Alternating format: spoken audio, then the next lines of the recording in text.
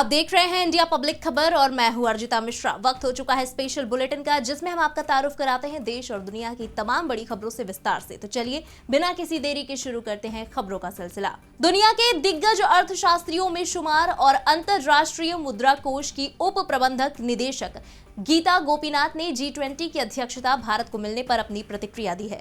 गीता गोपीनाथ ने कहा कि भारत ने G20 समेत अध्यक्षता शुरू कर दी है। ये भारत के साथ दुनिया के लिए भी मूल्यवान है। उन्होंने आगे कहा कि दुनिया के सामने अभी पर्याप्त खाद्य सुरक्षा, ऊर्जा सुरक्षा सुनिश्चित करने सहित बड़ी चुनौतियां हैं, जिसका समाधान करने की जरूरत है। India is a relative bright spot in the global landscape. We have India projected to grow at 6.8% this year. I know that there is a lot of optimism from the rest of the world about India's growth prospects. And so India is indeed an attractive destination at this point. Gujarat विधानसभा चुनावों में ऐतिहासिक जीत हासिल करने के बाद BJP संसदीय दल की बैठक में पीएम नरेंद्र मोदी का स्वागत किया गया। संसदीय दल की बैठक में पीएम नरेंद्र मोदी का स्वागत किया गया, लेकिन पीएम मोदी ने इस मौके पर कहा कि ये मेरी जीत नहीं है, ये CR पाटिल की जीत है। नवसारी से सांसद चंद्रकांत रघुनाथ पाटिल यानी CR पाटिल बीजेपी गुजरात के प्रदेश अध्यक्ष हैं। पीएम ने संसदीय दल की बैठक में अपने स्वागत के बाद ये बात कही। इस मौके पर केंद्रीय गृह मंत्री अमित शाह, रक्षा मंत्री राजनाथ सिंह और राष्ट्रीय अध्यक्ष JP नड्डा भी मौजूद रहे।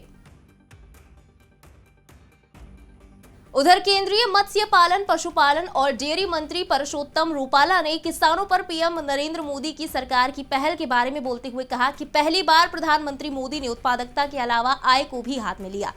यूपीए सरकार के तहत 10 साल के लिए कृषि बजट 1,17,000 करोड़ रुपए था। पीएम मोदी की सरकार के 8 साल के दौरान DBT के जरिए किसानों के खातों में 2,16,000 करोड़ रुपए ट्रांसफर किए गए।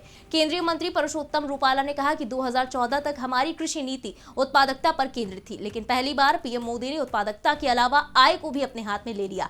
उत्पादकता बढ़ रही है, लेकिन किसान की कमाई क्या है? किसानों की आय दोगुनी करने पर चर्चा हुई और इससे एक बड़ा बदलाव आया। 10 साल का यूपीए सरकार का कृषि बजट वो 1,17,000 करोड़ का था।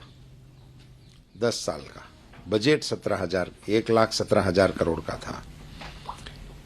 मोदी जी ने 8 साल में किसानों के अकाउंट में DBT से जो पैसे डाले वो 2,16,000 करोड़ है। आप कल्पना करिए, 10 साल के भारत सरकार को उसमें और 60 साल का जोड़ देंगे तो इतना बड़ा डिफरेंस हो जाता है कि ये प्रायोरिटी क्या होती है सरकारों की। ये एक फिगर से आपको पता लग जाता है कि 10 साल के यूपीए लेड कांग्रेस सरकार के सरकारों का कृषि विभाग का बजट जितना था, उसी से 2 गुनी राशि तो प्रधानमंत्री श्री नरेंद्र मोदी जी ने किसानों के अकाउंट में डाल दी। और अब इतनी राशि तो किसानों को अपने अकाउंट में मिल गई है। वहीं गुजरात विधानसभा चुनाव में भाजपा को मिली ऐतिहासिक जीत के बाद आज संसद भवन परिसर में बीजेपी संसदीय दल की बैठक हुई। इस दौरान केंद्रीय मंत्री प्रहलाद जोशी ने कहा कि G20 प्रधानमंत्री, बीजेपी या सरकार का कार्यक्रम नहीं है, ये भारत का कार्यक्रम है। जो भी विदेशी मेहमान आएंगे उन सभी का हमें अतिथि देवो भव को अपनाते हुए स्वागत करना चाहिए।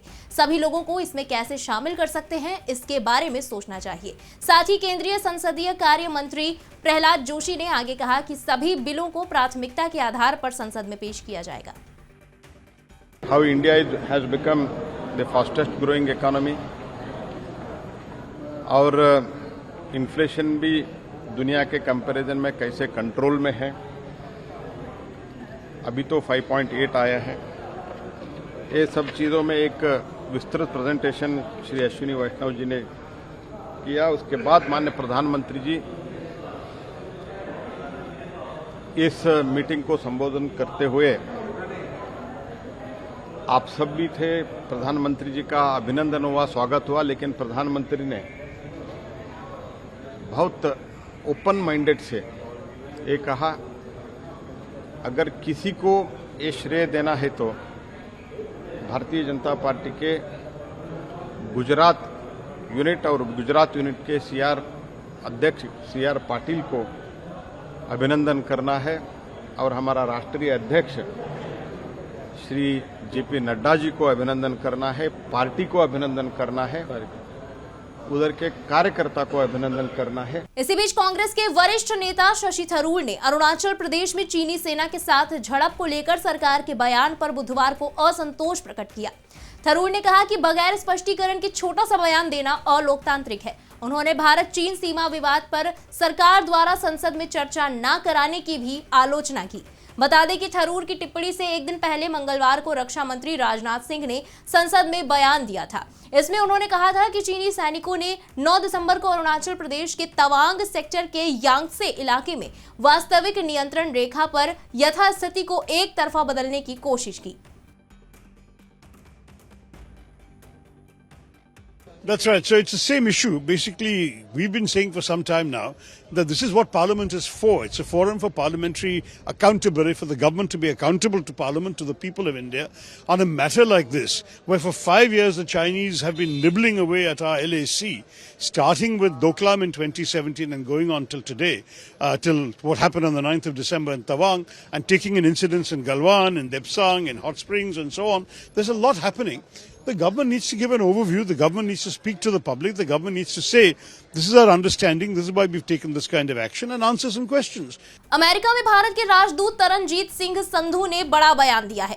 उन्होंने कहा कि उत्तर प्रदेश भारत की सबसे बड़ी अर्थव्यवस्था वाला राज्य बनकर उभरेगा। उन्होंने कहा कि यूपी को उसकी भूमि के बहुत लोकल एडवांटेज प्राप्त है, जिससे निवेश के अवसर बढ़ सकते हैं। राज्य में बड़ी संख्या में युवा आबादी है, इसलिए आने वाले वक्त में उत्तर प्रदेश विकास की नई इबारत लिखेगा। Industry stakeholders who are present here have been strong pillars of India-US relationship, and they are all eagerly looking forward to tapping the opportunities which are available in Uttar Pradesh.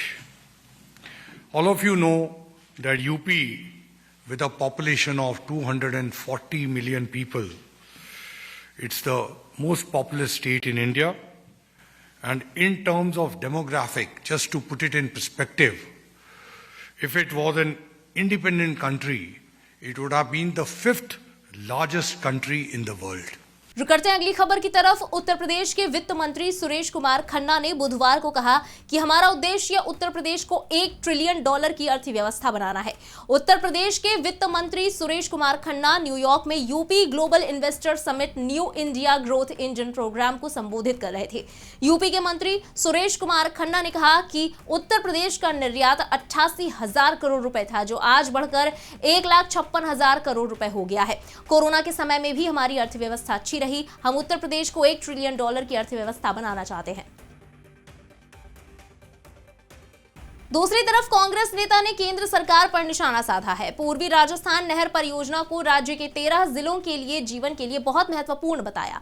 Congress नेता सचिन पायलट ने बुधवार को स्पष्ट रूप से कहा कि विपक्ष को परियोजना के संबंध में राजनीति में शामिल नहीं होना चाहिए। सचिन पायलट ने कहा कि इस परियोजना से 13 जिले लाभान्वित होंगे। राज्य सरकार ने 9,500 करोड़ रुपए देने का वादा किया है और इस पर काम करना जारी रखेगी। केंद्रीय मंत्री गजेंद्र सिंह शेखावत के दावे का खंडन करते हुए सचिन ने कहा कि पीएम मोदी ने 2 बार पूर्वी राजस्थान नहर परियोजना ERC को राष्ट्रीय परियोजना बनाने का आश्वासन दिया था। अब जब राज्य सरकार ने इस पर काम करना शुरू कर दिया है तो भ्रम पैदा करने की कोई जरूरत नहीं है।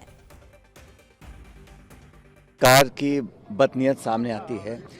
पहली बार तो ये प्रधानमंत्री 2 बार इस प्रोजेक्ट को राष्ट्रीय प्रोजेक्ट घोषणा करने की बात कर चुके हैं। खुद राजस्थान आके 2 बार उन्होंने बोला। अब जब केंद्र सरकार असहयोग कर रही है और राज्य सरकार करना काम चालू कर दिया, अब इस प्रकार के भ्रम पैदा करने की मैं समझता हूँ कोई ज़रूरत नहीं है। अगर उनकी नीति और नीयत साफ़ होती तो बहुत पहले हमारा सहयोग करते। अब वो हमको कह रहे हैं हम काम चालू भी नहीं कर सकते हैं, और 75%, 90%, 10% इसमें पूरे मामले को फंसा रखा है। मैं समझता हूँ इसमें राजनीति नहीं करनी चाहिए, क्योंकि इसमें 13 जिलों को बहुत ज़्यादा भविष्य की पीढ़ियों तक लाभ मिलेगा। तो हम तो अपना काम चालू रखेंगे। मैं उम्मीद करता हूँ केंद्र सरकार जो खुद प्रधानमंत्री जी कमिट कर चुके हैं, सिर्फ उस बात पर कायम रहें, पूरा सहयोग करें, इसको राष्ट्रीय परियोजना घोषित करें, और राज्य सरकार जो इनिशिएटिव ले रही है उसका समर्थन करना चाहिए। उधर पूर्वोत्तर में एक बार फिर से सियासी खेल हुआ है। मेघालय में आगामी विधानसभा चुनाव 2023 से पहले ममता बनर्जी को बड़ा झटका लगा है। मेघालय के 4 विधायक बीजेपी में शामिल हो गए हैं। इसमें से एक विधायक टीएमसी के भी हैं। बीजेपी ने ऐसे वक्त में टीएमसी को झटका दिया है जब पश्चिम बंगाल की मुख्यमंत्री ममता बनर्जी खुद मेघालय में चुनावी मिशन की शुरुआत कर चुकी है। शिलांग में मंगलवार को एक सम्मेलन के दौरान ममता बनर्जी ने केंद्र की बीजेपी नीति सरकार पर मेघालय के साथ साथ दूसरे पूर्वोत्तर राज्यों की अनदेखी का आरोप लगाया था।